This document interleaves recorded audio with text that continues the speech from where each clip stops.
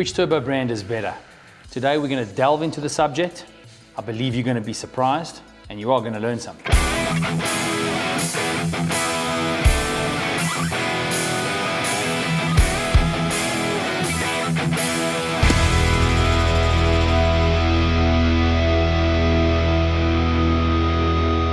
Hi everybody, welcome back to another YouTube video. Today we're going to talk about, well, turbochargers. That's what we do most of the time. Today I want to talk about which brand of turbocharger out of the two obvious choices is better. Now, this is a controversial topic. Before everybody jumps onto their high horses and starts flinging mud and comments and everything around, let me just outline what it is that I want to go over with relates to Garrett and the BorgWarner range of turbochargers.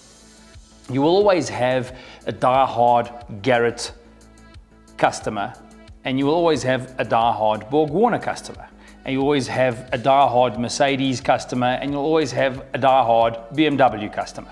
Ford, Toyota, GM, Ford, whatever it might be that vehicle owners or vehicle drivers or turbo lovers decide to choose as their brand, they will always have their reasons. Today, what I'm going to do is I'm going to unfold some factual information about Garrett and BorgWarner.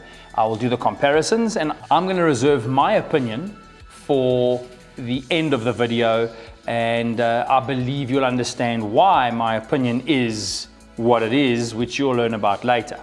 So what I'm going to basically do today is go over the features that Garrett advertise. I'm going to go over the features that BorgWarner advertise. I'm going to touch on compressor maps and problems on the Garrett side. I'm going to touch on compressor maps and potential problems on the BorgWarner side.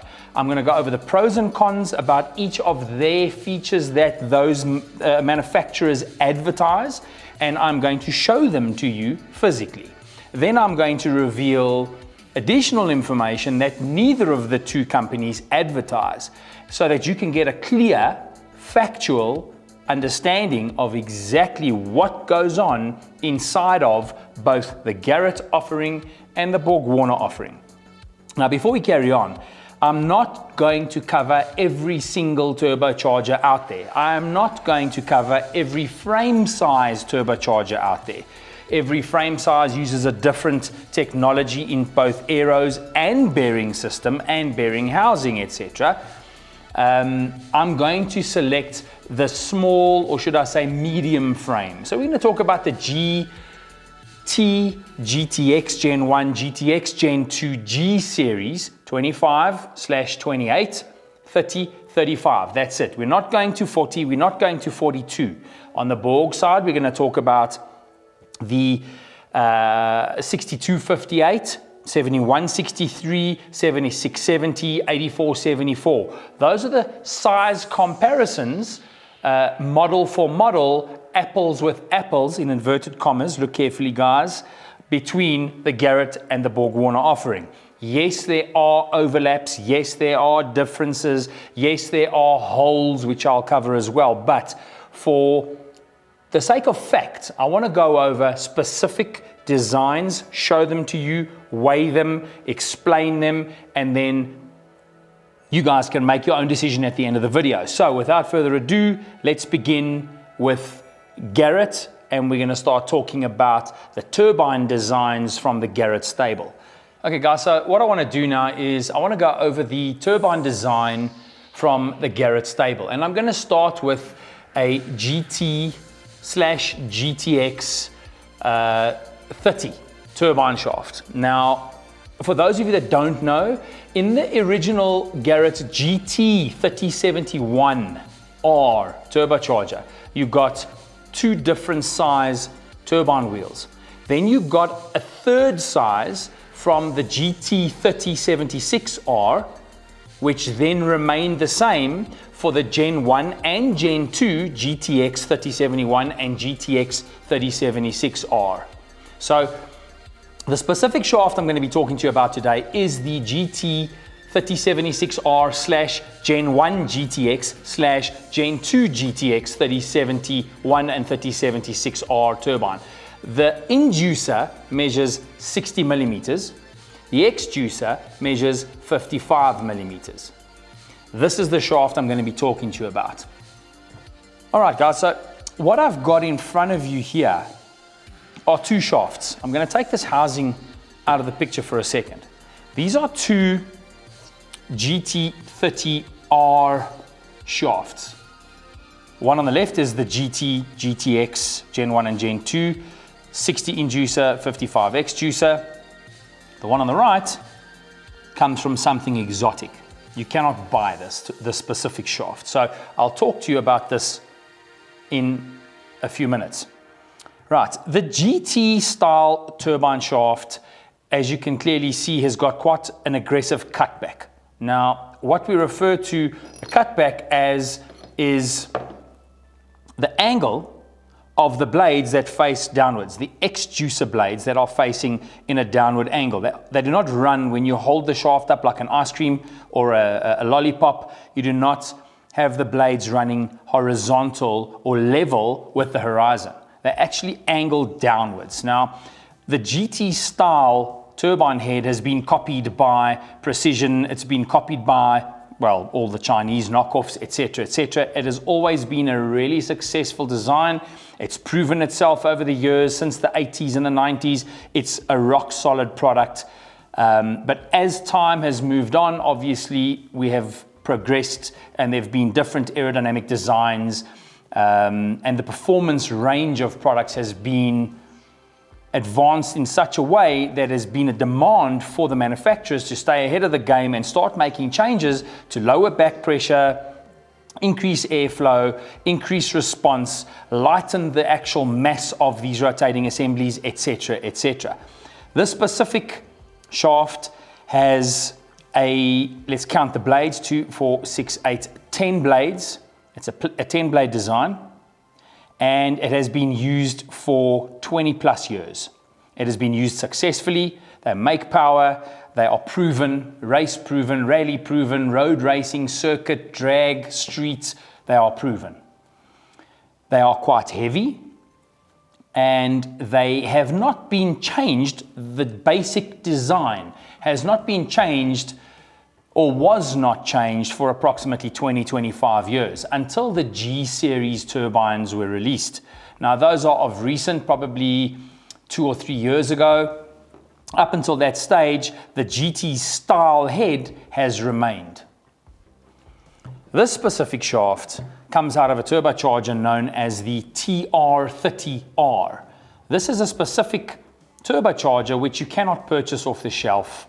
It was usually used for the rally spec, road racing type applications, and it had a turbine housing accompanied to it, which looks like this. Now, before we carry on, this is a 600 horsepower capable housing and shaft combination, still from the 30 family from Garrett, GT30. But have a look here. My hand can actually go and clamp, and I don't have the biggest hand in the world, but I can clamp right over this entire housing. It's a really, really small, compact housing. In actual fact, if I stand this up like this, the turbine wheel is approximately the same height as the housing, including its V-band flange. So this specific combination, which is extremely lightweight as well, it is, let me actually get a scale and measure this for you guys, just to give you an idea of what we're talking about here. This housing weighs 1.3, just a touch over 1.3 kilograms. It's really, really small. It's really, really lightweight. And in comparison to a GT30 TurboDirect turbine housing, which is an AR rating of 7.9, if you have a look at the two housings next to each other, you'll actually see the massive size difference. Now, this combination still supports 600 horsepower. Look at the main difference between these two turbine wheels. Count the blades.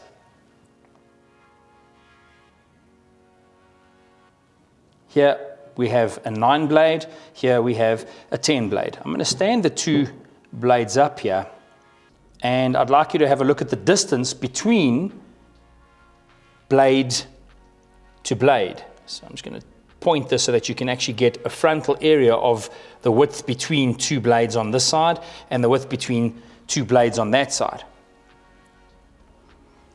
At the same time, have a look at the back disc, or at least the width of the back disc. The blade on the right hand side extends further outward to the inducers, or to the inducer blades, as opposed to the normal standard off-the-shelf GT, GTX 30. Length of the shaft is the same, and the other dimensions are quite different as well. They are not the same.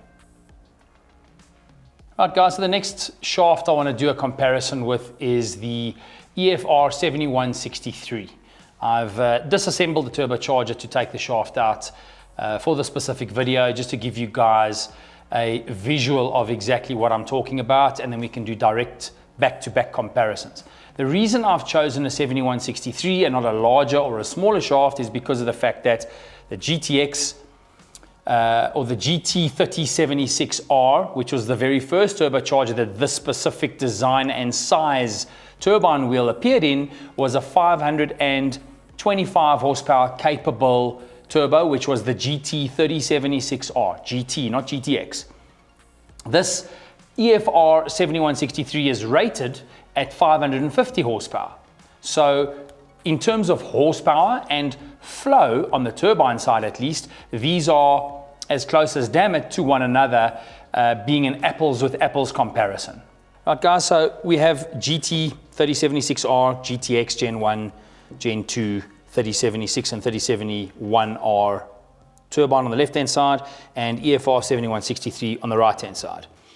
The first thing you'll notice is obviously the blade design. Let's turn this so that you can actually see it. I'm going to hold it up like an ice cream cone so you get a direct view. On the left hand side, the GT, the total height, I'm not talking about the nose, I'm talking about the top of the exducer blade closest to the root to the bottom of the back disc, versus the top of the blade closest to the root to the bottom of the back disc. You will notice there's quite a substantial difference in the total height of the blade. You'll also notice that the inducer and exducer design of the EFR is completely different. There isn't a radius profile with the straight tip height that follows. You have a very sharp radius profile with a corner that seems to have been cut off, as opposed to a radius profile with a straight shoulder going down from the back disc up to the point where the profile starts, which is basically what we term the tip height. So these are completely different blades. You'll also notice that if I hold them up this way, we have a solid back disc on the EFR blade, as opposed to scallops between each blade on the Garrett side of things. Garrett is flat at the base or the back disc. I don't know if you can see that. And the EFR has what we term a super back. It has a radius profile going from the back disc up to where your ring groove section sits. The full back disc is a disc at the base of the blades where all of the attached blades will extend all the way to the inlet tip. Now, this feature allows for very smooth guidance of airflow out of the housing into the blade channels. And this is exactly what is achieved by this. Previously, it was impossible to achieve because of material stress limitations, etc. But because of the fact that they've used a different material and they've got a super back incorporated into the back disc, they've managed to achieve this, which assists greatly with spool characteristics. Okay, so the next point that I want to bring to our attention, obviously the EFR 7163 blade has got 10 blades and solid back disc with the super back. The shaft is slightly longer, so there's a little bit more material used in terms of the steel shaft. What I will also do is I want to just do a weight comparison between these two blades. So With a Garrett shaft, without a shaft nut, without a compressor wheel, it measures 245 grams, 246 grams. The EFR 7163, also without a shaft nut, measures 174 grams. That is a substantial amount less than what the Garrett shaft weighs. Let's measure the TR30R shaft next. 253 grams. So it's a little bit more than the GTX 30 shaft. However, if you do a measurement on this blade, you will find that the X-juicer measures 52 millimeters and the inducer measures 60 millimeters. Now, if you look at the design of this blade, it's got less blades attached to the root, but take a careful look. Look at the depth between the edge of the blade and the root itself. That area there that I'm pointing to, up to the tip of the blade, we can actually measure it. This is just a rudimentary measurement, it's not exact. 16.5 millimeters, as opposed to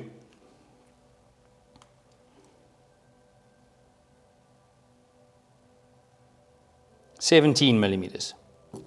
So that's at the specific point that I've done a measurement. But if you look carefully at the root, you'll actually see that the root dimensions or the root design on the black wheel is actually a lot bigger than what the root design is on the 10-blade Garrett GTX wheel. So you actually have a little bit more weight because of the fact that the root design on these two blades is completely different. All right, guys, so the next topic I want to talk about are the bearing cartridges, the bearing system in both the Garrett and the EFR range of turbochargers. Now, for those of you that know these bearing systems well, you'll know that up until the Gen 2 GTX turbocharger release, Garrett used to use plastic or thermoplastic cages for their ball bearing cartridges. From that point onwards, from GTX Gen 2 release onwards up until now, they are using metallic cages. The BorgWarner ball bearing cartridge originated with metallic cages. The company that manufactures these bearing cartridges for them is known as NMB. It is a Japanese company. It is a very, very well-known bearing manufacturer. No, you can't buy the bearing cartridges directly from them because they're exclusive to BorgWarner. However, that is an accolade.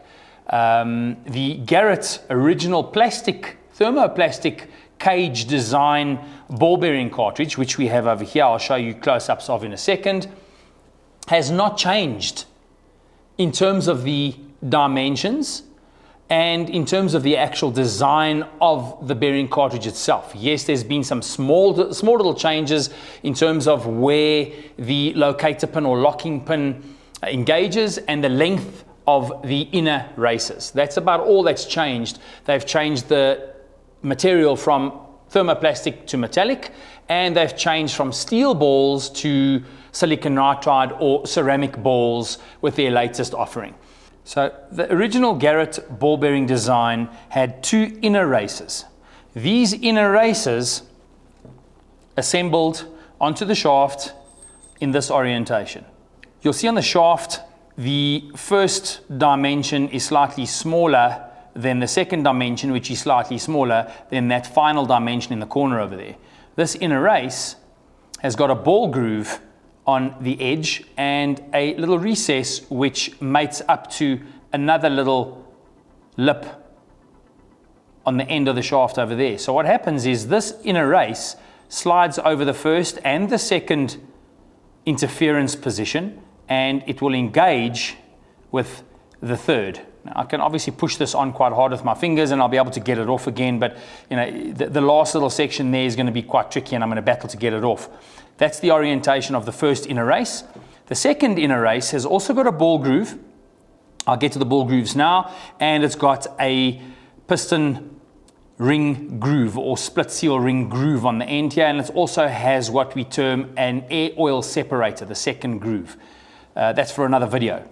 This specific race will actually engage onto the shaft over there. The first section is obviously machined on the inner race, is machined larger than the first little profile, slides over, and then on this side, on the inside of the inner race, when it engages more or less in this area here, it will basically start to become an interference fit over this section, and the end of this section of the inner race will become an interference fit for the beginning of that second profile over there.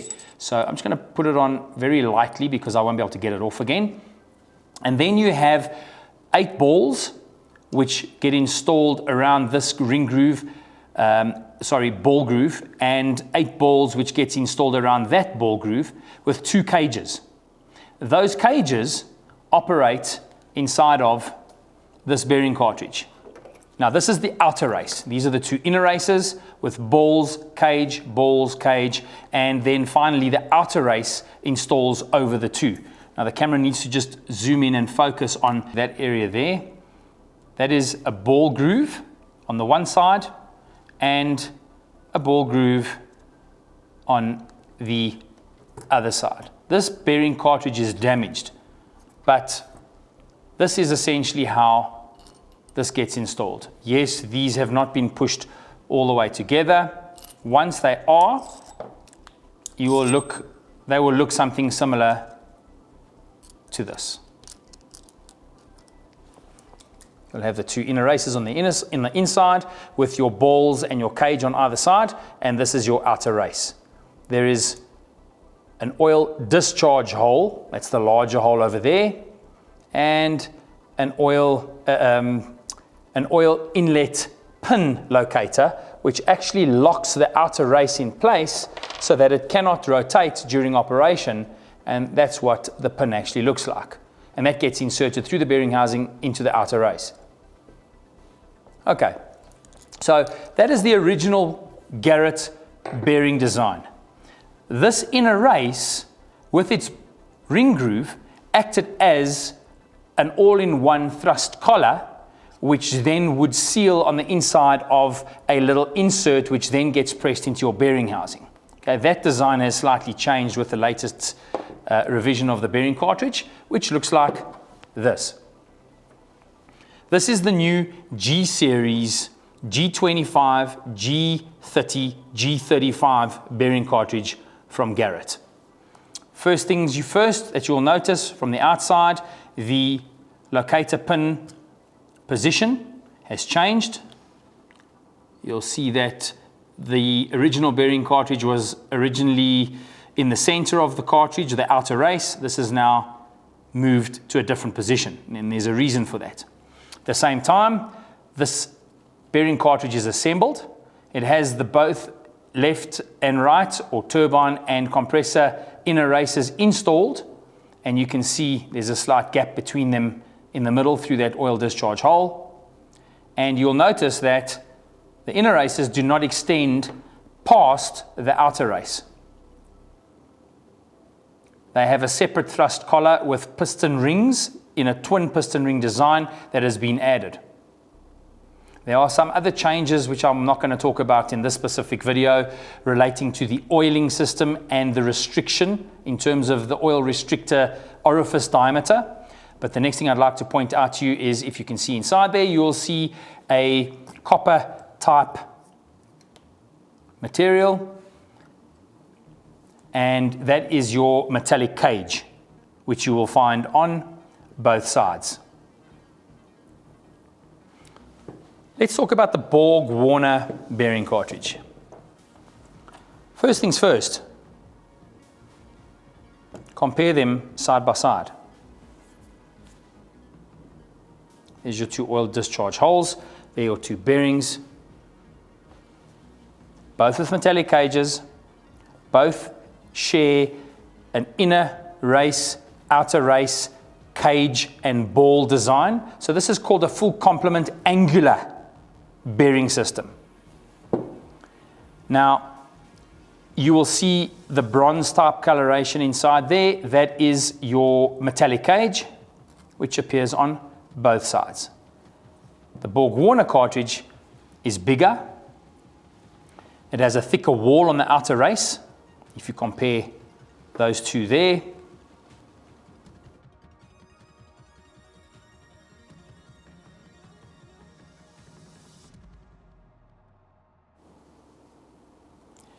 The original Garrett bearing cartridge used to use steel balls. Only the G series and the Gen 2 GTX went to silicon nitride balls. BorgWarner always had metallic cages and always ran silicon nitride balls, ceramic balls. The bearing cartridge is a little bit heavier. Let's actually weigh the two and get a clearer indication of exactly what the weight difference is. Garrett is 61 grams. BorgWarner, with its thrust collar, which is a separate piece and a little circlip mounted to it, is 129 grams. So it's more than double the weight. However, it is a much stronger bearing system. It is longer as well. You'll see it stands taller. So it has more support on the length of the actual shaft that is rotating inside of it. It has a separate thrust collar setup, which mounts inside of the bearing housing, and it has an incorporated lock. If you have a look at the side of this bearing, you'll see that there's two flat sections that have been cut out that locate and hold the outer race in position so that it does not rotate once it's clamped together, and that also forms part of the thrust assembly. It's got a very, very large thrust distribution load as opposed to the Garrett. And the bearing system has been specifically designed for circuit racing. That is where the name comes from originally, EFR, engineered for racing. Right guys, so this is actually an abnormally longer video than I expected it to be. So what I'm going to do is I'm going to break this into two parts. And I didn't realize it was going to be this long, but as and when I started going through the motions, I mean, remember guys, I don't plan a script. I don't write things down and memorize a script. I just shoot off the hip here. So all the information I share with you guys here is pretty much out of my head. So I didn't realize it was going to take that long. So let's break this into two parts. This is going to be the end of part 1. We'll pick up again in part 2, and I will then give you my opinion, like I promised you in the beginning of this part 1, about which turbocharger I believe, in my opinion, is better and why. So this is the end of part 1. I hope you guys have enjoyed what you've seen so far. Sorry it's so long, but I believe that it's got some tasty or some meaty information in it, and I believe that it is quite valuable for those of you that don't know this information already.